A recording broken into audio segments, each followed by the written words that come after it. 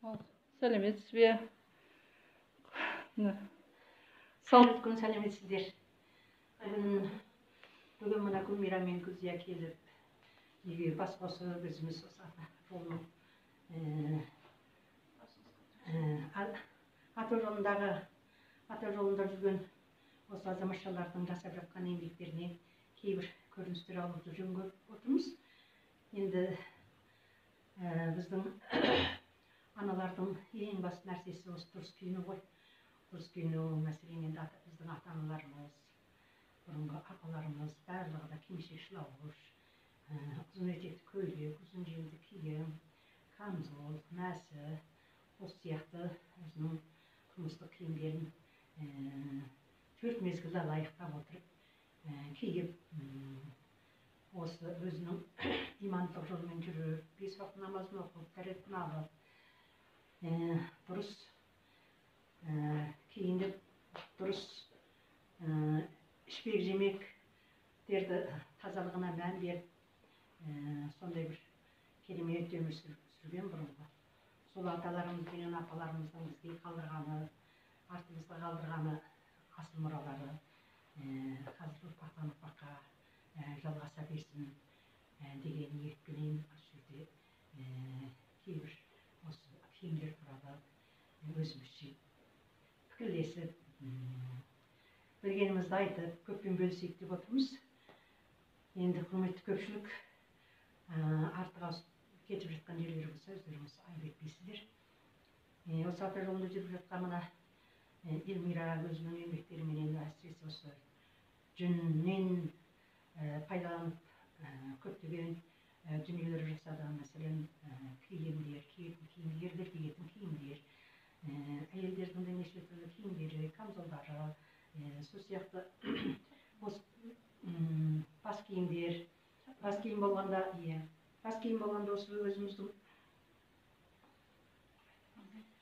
өзіміздің осы шылауыш кимешегімізге ұқсатып, қыста киіп жүруге лайықты осы ақ қойдың жүнінен, осы басымызға киіп отырған кимешек, шылауыштың орнына осы байлап қоятындай жаулық сияқты осындай нәрселер жасады.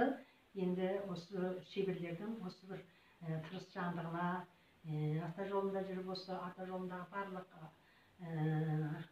адамдардың да осы өзіміздің еліміздегі ата-аналарға үлгі өнеге көрсету жолында тырыс жандық көрсетіп жатқанына көп рахмет. Енді бүгін осы Эльмира жасаған осы киімдерді киіп көріп отырмыз. Мәселен, мынау енді жүннен жасаған кимешек. Бұған жіп араластырып, әдейілеп өрнектеп отырып жасаған екен. Ал енді мынау бас киімі, басқа салатын, шылауыштың орнына салатын, байлап қоятын, енді қыста киюге өте қолайлы екен. Ал енді кимешек шылауыштарымыз біздің жазға да, күзге де, қысқа да лайықты болып жасалады ғой. Енді біздің ата-аналарымыз кимешекті кеудесін жаптыра, ал шылауышты басына тартып, аяғына түсіру жолын жаптыра киген. Ал енді кейбір орындарда шылауышты басына орап, я болмаса күндік етіп, күндік деп айтады оны, орап биіктетіп байлайды. Енді бұл әр жердің өзінің, әр өңірдің өзінің дәстүр салтына байланысты кимешектің киілісі, тігілісі алуан түрлі болады. Ал енді оның кескелерінің өзінің де сан түрлі өзгерістері, сан түрлі бейнелер болады. Оның әр рудың, әр жердің, әр өңірдің өзінің өңірлік ерекшелігіне қарай оның кимешектерден де, кестелерінен де farqlanып отырады. Енді оны мен алғашта өткенде бір реткі сөйлеген сөзде бірталай кимешектердің көрсетіп, ол жөнінде бір бөлім кейбір ерекшеліктерін айтқан болатынмын. Енді оны қайталап отырмайын. Енді бізге енді не үшін кимешек шылауыш керек деген мәселені енді Құранда да айтылады ғой, мына ұятты жерлеріңді жабыңдар деп. Сол біздің ата-аналарымыз ежелден соған байланысты шаштарын ашпаған, бастарын жабық күйінде ұстаған, кимешек киген, шылауыш киген. Кимешектің өзінің ролы осы бет жағы ғана ашық болады да, мына тамаққа дейін келеді. Енді алдын олар өте кестелеп, әдемі әсемдеп отырып істейді. Алды кеудені жауып тұрады төсті.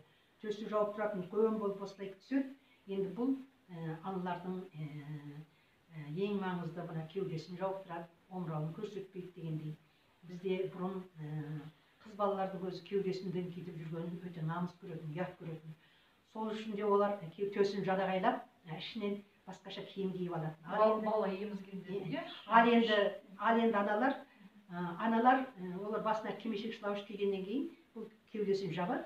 Кеудесін жауып, омыраулары да жауып тұрады, енді көрсетпей.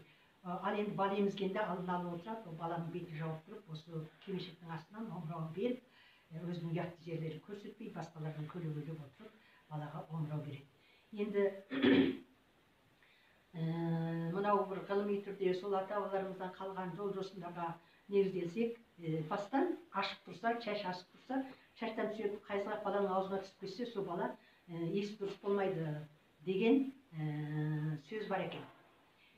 Енді бұл ата дәстүрімізден келе жатқан оған ғой, бізге өте тазалықты бекем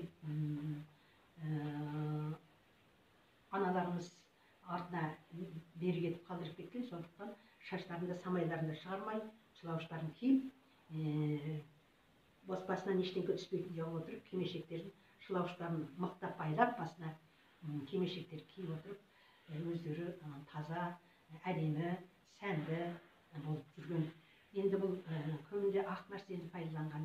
Өйткені ақ нәрсе кірді тез ұстайды. Сондықтан бұны кір тигізбей, тез-тез жуып, тез-тез тазалап, пақ қылып, таза қылып ұстап отырған. Енді шылауыш пен кимешек, енді былай айтқанда аналардың ар-иманын сақтайды. Енді арымызды, ұятымызды сақтап тұратын, тазалығымызды, пәктігімізді көрсетіп тұратын, біздің өте бір сәнді киімдерімізді, қасиетті киімдерімізді бірі. Енді аналар кейбіреу ақ жаулықты аналар деп айтады. Жаулық деген сөздің өзі де оның мағынасы өте тереңде жатыр. Өйткені бұрынғы кездерде ел ішінде шапқыншылық, құба қалмақ тұсында қырғыншылық сондай жағдайлар болып тұрған. Сол кезде елдің азаматтарының бір ауылдан басқа жерлерге кетіп қалған бір ауылды жау басып қалады. Сол кезде аналар, соның ішінде бір ана шығып, үлкен сырыққа басындағы ақ жаулығын алып байлап, жаудың алдына шығып, бүтін ауылды аман есен алып қалады екен. Содан бастап осы жаулық, басқа салатын өзіміздің ақ осы жаулығымызды ақ жаулық деп атап кеткен екен.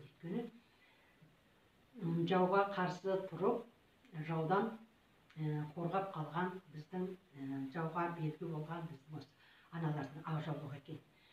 Демек енді бұл ақ жаулықтың қасиеті өте күшті. Кейбір ерегіскен адамдар